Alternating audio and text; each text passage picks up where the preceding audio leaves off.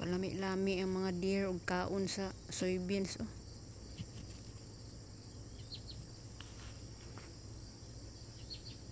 Panamao ba? Sahay nag-20 na sila kabuok. Ngadto sa 50 kabuok yun. Diyos ko. Pati na silang daghana.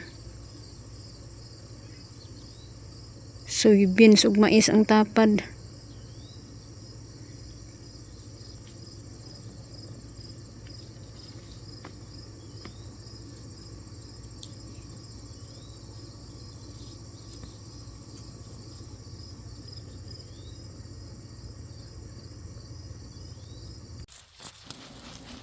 So, mao na ni karon nag-harvest ko sa mga beets.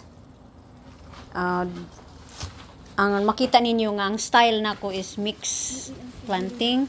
Naa siya kauban sa onions ug sa strawberries.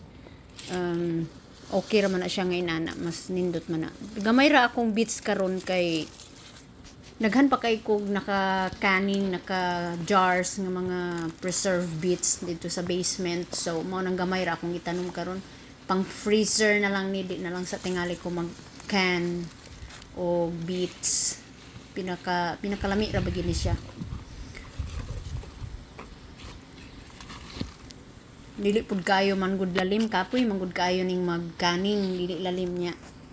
Hawi kaayo ang bukton, pang-alsa sa mga bugat nga mga canner, sa padiha. So, gidungan na sab nako pagtiwas og harvest ang sibuyas. Pure red ni siya, red ni siya tanan nga mga sibuyas nga naka-mix pud nako tanom sa akong mga talong. Kay para matiwas na sila og pang cure. Ubay-ubay pud ni akong gi-harvest nga mga sibuyas, red onions. So mulas na gid ni og 1 year.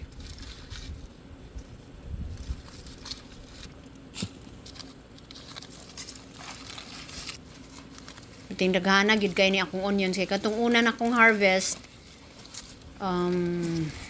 mix to siya white, yellow o red. Mo to pinalit ni Tami nga seedling. So mo to nauna na kog harvest.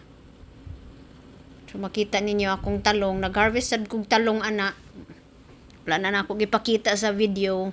Then gidritso na lang dayon nako og pang sugba, pang blanch para freezer. So ang talong gyud ang mubanat gyud nako kada tuig, talong gyud ko daghan gyud kay kog talong kada tuig. So ang akong mga ubang mga gulay wala pa. So diretso nako sa curing nako, nag-cure na, dapat need na siya nga sa lots of air, good flow of air. Dayon it should be 2 weeks nga iinana siya, aya siya i-clean, kuaon ang iyang mga dahon, i-brush ng mga lapok-lapok. Dayon ibutang na dayon na siya sa basement. Kanang open pud nga mga kuan sa dark siya ibutang, dark place, tabunan siya burlap or unsa ba itabon, basta sa open siya nga mga basket or unsa, basta makaginawa siya nga di siya madaot. Dito na mo na siya ibutang basta ting winter na.